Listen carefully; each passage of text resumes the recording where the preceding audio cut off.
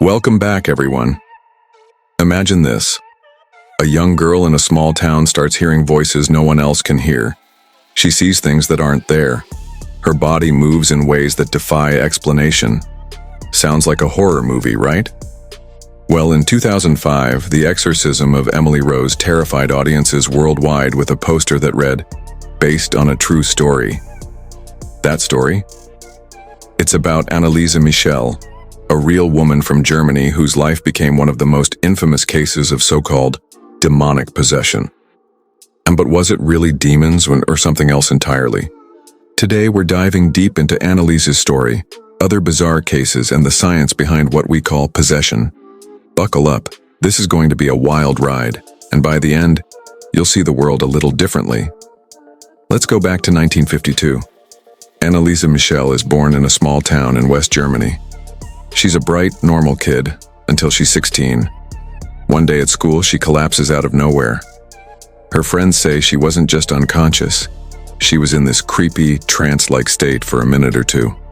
That night, she wakes up screaming, feeling like an invisible weight is crushing her, and then she realizes she's wet the bed. Weird, right? For a year, things seem fine, but then it happens again. Her parents are worried, so they take her to a doctor. Now here's where it gets strange. The doctors run every test, blood work, brain scans, you name it, and find nothing wrong. A neurologist shrugs and says, "She's fine." But in 1970, Anneliese gets hit with tuberculosis and ends up in the hospital. While she's lying in that sterile bed, she starts seeing vivid colors swirling around her. She hears whispers, voices that no one else can hear. The doctors diagnose her with temporal lobe epilepsy, a condition that affects over 50 million people worldwide. It can cause seizures, hallucinations, even hearing voices. Sounds like a logical explanation, right? But Anneliese's case was different. Back home, things get worse. Anneliese starts having hallucinations so vivid she's convinced they're real. She hears voices telling her she's cursed. She falls into a deep depression. Her family, devout Catholics, notice she's praying obsessively, kneeling 600 times a day until her knees are wrecked. Then it gets downright bizarre. She hides under tables, barks like a dog for days, eats spiders, coal, even a bird. Her parents are freaking out. Doctors can't explain it, so they turn to their faith. They contact a bishop and beg for an exorcism. Exorcism. It's a word that sends chills down your spine. In Catholic tradition, it's a ritual to cast out evil spirits. Anneliese's family and priests believed 6 demons had taken over her body. Not just any demons. Adolf Hitler, Roman Emperor Nero, Judas Iscariot, Cain, Lucifer, and a disgraced priest from the 1500s named Valentin Fleischmann. During the rituals, Anneliese's voice allegedly changed, growling and speaking in ways that sounded inhuman. Real audio from those sessions still exists online, and let me tell you, it's haunting. But was this proof of demons or something else? Anneliese's case isn't alone. 10 years ago, an American named Michael Boatwright was found unconscious in a California hotel. When he woke up, he was speaking fluent Swedish and insisted his name was Johan Ek. His ID said otherwise. How does an American suddenly become Swedish? Then there's Clara Germana Sell in South Africa, who reportedly levitated during her exorcism in 1906. Are these demons jumping from body to body, or is there a scientific explanation we've been overlooking? Let's break it down. In English, we call it demonic possession. In other cultures, it's a ghost or spirit taking control, but science has a different name: dissociative identity disorder, or DID.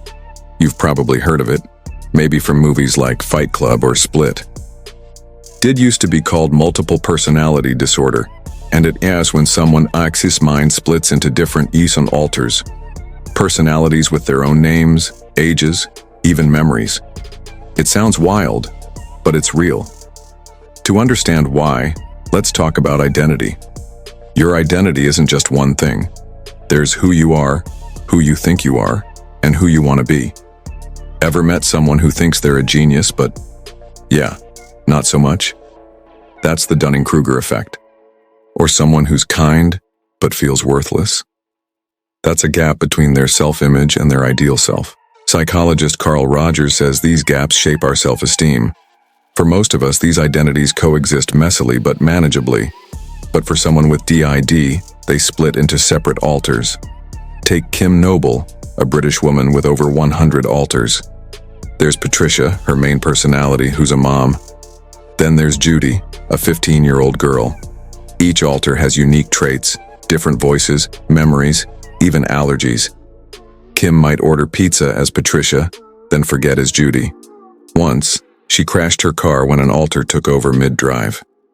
For Kim, life is a puzzle with missing pieces. Most people with DID don't even know they have it. They just notice gaps in time or memory. So, what causes DID? Here's the heartbreaking truth. In 90% of cases, it's linked to childhood trauma, physical, emotional, or sexual abuse. Trauma can fracture the mind as a coping mechanism. Think of it like your brain building walls to protect itself. Those walls become alters. For Anneliese, her strict religious upbringing and untreated epilepsy likely played a role. Her mind turned her pain into demons like Hitler or Lucifer, names she knew from her faith. Back to Anneliese. Over 10 months, she endured 67 exorcisms. She stopped eating, stopped drinking, and wasted away to just 70 pounds. In 1976, she died of starvation and dehydration. Her death sparked a global scandal. Prosecutors charged her parents and 2 priests with negligent homicide, saying medical care could have saved her. Doctors later revealed Anneliese had temporal lobe epilepsy, anorexia nervosa, and a hyper-religious personality disorder. Her demons weren't supernatural, they were her mind crying for help.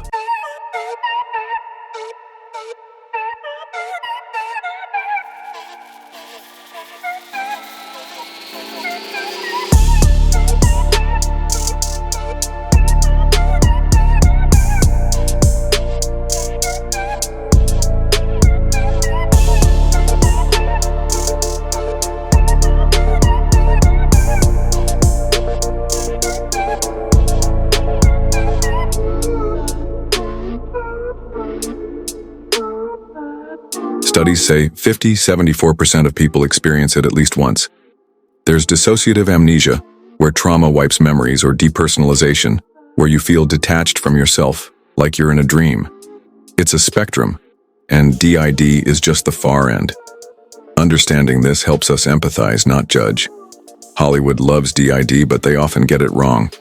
Movies like Split paint DID patients as violent monsters, which isn't true. Most are just trying to survive. Psycho sensationalizes it. But films like Karthik Calling Karthik or the web series Opri Parai show therapy realistically, with empathy. Dr. Simone Reinders from King's College London says these stereotypes hurt more than help, adding stigma to an already misunderstood condition. Can DID be treated? Yes, through psychotherapy. The goal is reintegration, reuniting alters into one identity. It's not easy. Patients work with therapists to face past traumas, accept them, and heal. For Kim Noble, therapy helped her manage triggers, like certain foods or situations that switched her alters. It's not a cure, but it's progress. Anneliese didn't get that chance, but her story teaches us. Early intervention matters.